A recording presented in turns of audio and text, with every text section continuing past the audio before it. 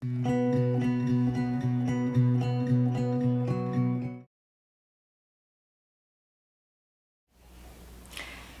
we want to talk about burnout and parenthood. Burnout is defined as a state of emotional, mental, physical exhaustion brought on by prolonged or repeated stress. And when it comes to the symptoms, you may find yourself, if you're burned out, feeling more irritable, having your sleeping or eating habits changing, not being able to concentrate or having lack of motivation, feeling like you're alone, so that feeling of helplessness or hopelessness. And a lot of times you also have some physical symptoms such as headaches or neck pains. And when it comes to parenting burnout, that can be shown maybe in the ways that you interact with your children. For instance, sometimes you tend to distance yourself from your children because you're trying to save some energy. You may also find yourself sort of having a contrast between the parent that you were before, the parent that you wish you could be, and the parent that you are now. Doing those comparisons tend to make you feel guilty or ashamed because you might not be at the standard that you had set yourself before. Sometimes, when it comes to parents being burnout, you may find yourself being more irritable, which could lead you to being more neglectful towards your children, being more violent towards your children, even if those are not the concept or the behaviors that you usually would be adhering to. And also, when you're finding yourself being burned out, you tend to ruminate, especially at night, thinking about the behaviors that you had throughout the day, feeling bad about yourself, and that leads you to not sleeping well, and then the next day you would be feeling even more tired. And so those are the different behaviors or symptoms that you may encounter if you're feeling burned out. So who experience parental burnout? If you're finding yourself having high expectations as a parent or trying to be that perfect parent, you may be at risk. If you have not a lot of support coming from your co-parent or from others, if you're finding that you're doing, parenthood on a full-time basis where on top of that you have either a full-time or a part-time job, if you're finding that maybe your child has behavioral issues or some health concerns or a lot of responsibilities are on your shoulders, if you're finding that you're struggling to manage your stress, managing your emotions, or if you're finding that you spend so much time caring for others and your children and that you're sort of giving everything to others and have nothing else to give for yourself. Those, among others, can put you at risk of being burned out as a parent. Okay, so what can you do when you're feeling burned out, or in order for you to prevent burnout? Well, first of all, have a lot of self-compassion to yourself, right?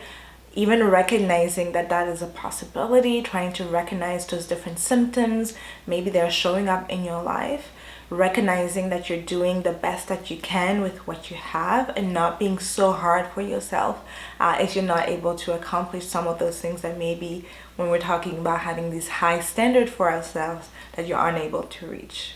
Another thing that could be helpful is growing your parental skills. When it comes to burnout, a lot of the times people have that self-doubt aspect of things and feeling that they're unable to do certain things. And so maybe it's looking into either books or seminars or getting a support from maybe a mental health specialist that can help you when it comes to parental skills. So finding what resource would be beneficial for you, and especially one that is not going to make you feel more bad about yourself, but instead is going to give you more strategies to help you depending on your current situation. Try to find meaning in what you do, trying to reconnect back to those values about parenting. What is it about parenting that you love and enjoy? Is it sort of seeing your kids growing up, seeing them learn different things when they say funny things and seeing their personality form? Whatever it may be for you, reconnect to those values and find that meaning behind the fact that you are a parent. Do something fun with your kids outside of maybe what they enjoy, but maybe things that you enjoy and you're tagging them along with it. You may be exhausted from watching so many cartoons and playing board games, and you might need some variety in your life. And so doing things that you find fun and that you enjoy that might not be just related to your kids, obviously still being kid friendly, but things that you do enjoy can be very helpful. Try to carve out some time for self-care, maybe having some micro breaks throughout the day where you just have some time for yourself. Making sure that you're not forgetting yourself as a parent. Before a parent, you are your own individual. And so you want to make sure that you're continuing fostering that self-care.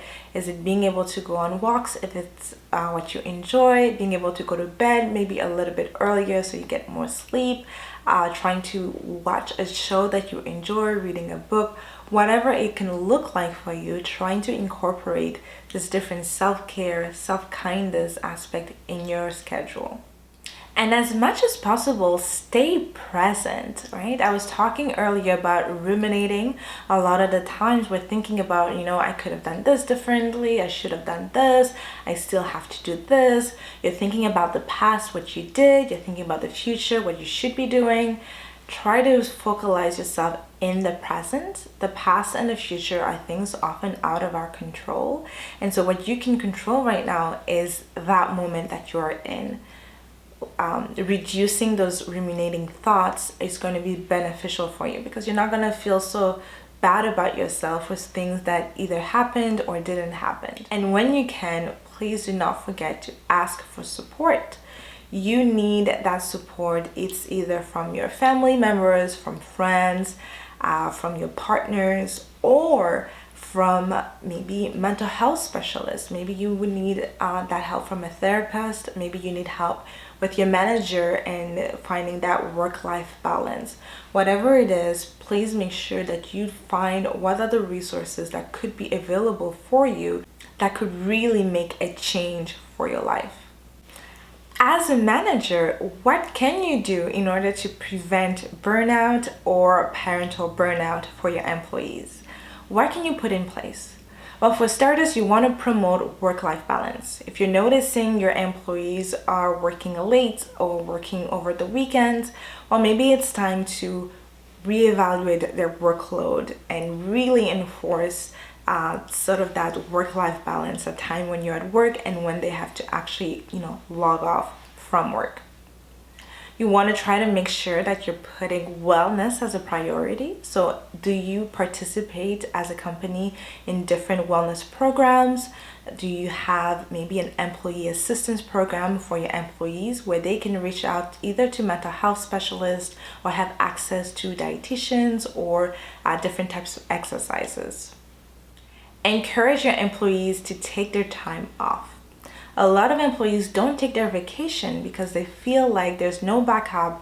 They're not going to be able to take that time off because nobody is going to be there to do their job. As a manager, make sure that you have things in place to assist your employees so they feel comfortable taking that time off, but you're also encouraging them to do so. Provide work from home options. Especially when it comes to parents, sometimes their kids are sick, they have to go and pick them up, or they might have a lot of different things going on around their children, and so maybe working from home could be beneficial from them. So depending, this might be more on a case-by-case basis or a company-wide policy, but ensuring that that is an option available for employees, and so that they don't feel bad or uncomfortable by asking you to maybe work from home because of a situation at home. And the last point, but not least, is for you as a manager to lead by example. Lead in taking your time off as well, showing employees that it is okay to take that time off. Lead by example by having open communication. A lot of the times there is some nervousness about the unknown and not understanding the expectations. So as a manager, making sure you have those open communication, that you're being clear with your expectations, clear with the support and the resources that are available. And also, as a manager, welcome feedback from your employees. Having them giving you that feedback, making them comfortable to come to you if there's any issues. Maybe their workload is too much and they need extra assistance. Having that opportunity for them to be able to communicate with you and give you feedback on maybe the different structures of the workplace or of your team can make that big difference for that employee. So these are a couple of strategies and tips that you can do as an individual or as a manager in order to avoid burnout or parental burnout.